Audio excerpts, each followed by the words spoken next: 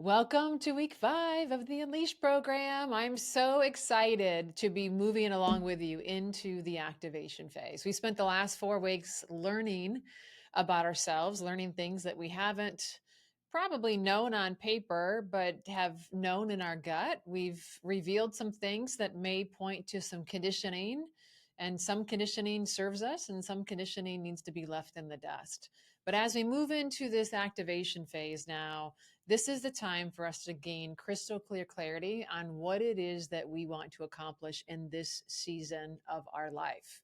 This is the time to dream big. This is the time to do or redo your vision board. And this week's exercise is going to help you create some massive, big vision for yourself, both personally and professionally, to be able to take the things that we learned in the revealing phase and allow us to move into this next phase with more grace and more ease. Maybe you're more sure about yourself. Maybe there's things that you revealed that you always knew, but you have been denying. The goal is to put a plan together that gives us crystal clear clarity on what it is that we want to accomplish. And now that we know ourselves a little bit better, we can identify our personalized plan to achieve those results. So this week on Wednesday, we're going to do some big vision things. I'm going to take you through some questions and exercises that I do when I do our vision board exercise. And then with the remaining time, we're going to move into creating your individualized, your personalized success blueprint so that you know what it is that you're working towards. And we reversed engineered it. Those big goals tend to be too big and overwhelming for most of us to look at every single day. Now we can look at them on our vision board, but what we really want to do is chunk that down into activities that we can show up for. Small activities, little itty bitty activities that if we do those every single day, we do them again and again, they stack and there's no way that we can miss our goal. Right? That's the trick. And that's what I want to talk to you about today.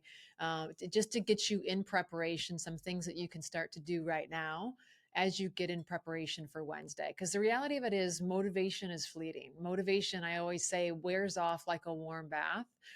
The difference between the people that have what you want and what they and between you and the people that actually have what it is that you want could be just simply that they show up on the days that they don't want to. They have a different system for discipline and consistency. I love to be all fired up just as much as the rest of them. If you've been around me long enough, you know that adrenaline is a thing. I love to work out. I love energy high. I love music. I love caffeine. But not every day do I feel like really showing up. And there's days that I have to show up when I don't feel like it. Excuses can potentially get in a little bit easier on those days, and it can allow me to remain stuck. And so as we prepare to move into this activation phase, I just want to give you 3 simple tactical tips on how to show up when you don't feel like it. The first tip is to shrink the resistance down. You want to make this as simple as possible. You want to make the goal as achievable as you can, because the big thing, and even on the days that you don't feel like it, maybe your 5 things are too much. So how can we shrink this down to a point where you can show up for it? An example for working out would be like, okay, I don't feel like working out today. Well, can I change that to, I'm just going to commit to the first 10 minutes. I'm just going to, if I want to quit after 10 minutes, I can quit after 10 minutes, but I'm just going to commit to 10 minutes. We want to get you into movement. Movement creates momentum. If you are trying to write or journal your thoughts or figure something out, if you feel like I don't have time to write, which I've been feeling lately, it's been taking me a lot of time since I'm new to this whole writing thing. It takes a long time to get like all the way down to the point where the writing is like really making sense and it's deep. And so this one of the things that's been helping me is like, okay, if I don't have time to journal, well, let me just start off and write a sentence or two, and that is enough of a way for me to get around that barrier, that I can get out of the gates and I can get myself into momentum.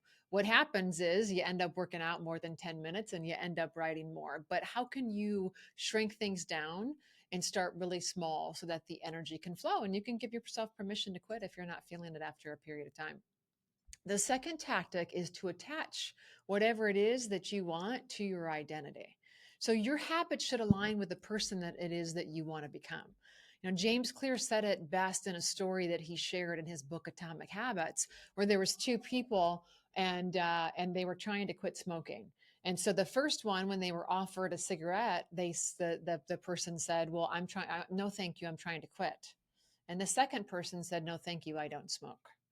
So you see the difference there. The second person attached their goal, the habit that they wanted to achieve to their identity, right? So instead of I have to make sales calls, maybe you say to yourself, I'm the kind of person that follows through, right? Instead of saying I need to be more disciplined, maybe you start saying that I'm the kind of person that takes action no matter what. Here's the thing that I have learned that has changed so many people's lives just by me sharing this sentence. You can only lead to the level of discipline in which you live.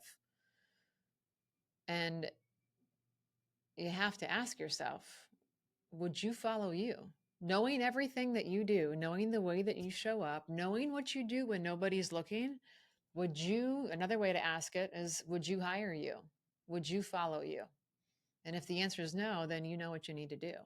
We want to get all of this to a point where you're not looking for anything external to make you show up. You're showing up because it's important to you.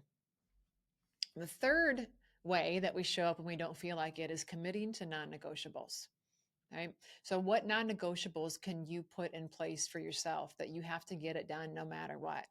I had learned a little trick from Jessie Lee Ward, God rest her soul, before she passed away. She had said that, on the days, and Drew Hanlon talked about this too, when the days that get crazy, the days that are just like, the kids are sick or you're sick or something comes in sideways, think to yourself, what's the one thing that I could do today? Instead of doing the five, what's the one thing that no matter what, I'm going to feel good when my head hits that pillow because I did the one thing. And it could be the same thing every day, or maybe that's just a lens that you look through life with on those days and go, okay, what's one thing? I can't do all five. What's one thing?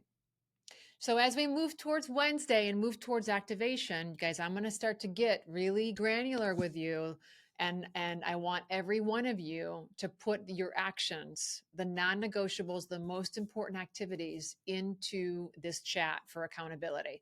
Pick the top one or two things that you need to do this week, one or two or three things this week that you need to do that are going to make a difference. These aren't things that we're going to cross our fingers and hope that we get done. We are high performers. We are the achievers.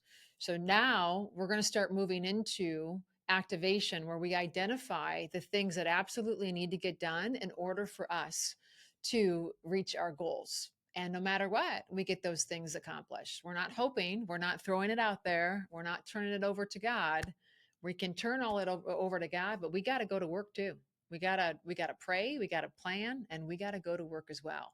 So if you're not quite sure what you want to accomplish in this chapter of your life, totally fine.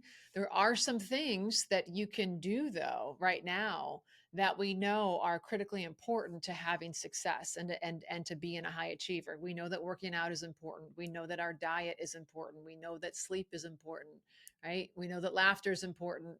It is to me, may not be as important to you. So if you're not quite sure on the goals for your business, that's okay. We will flesh that out together. But start with something that you know that you can control and you know that you need to do every day to make you a 10 out of 10.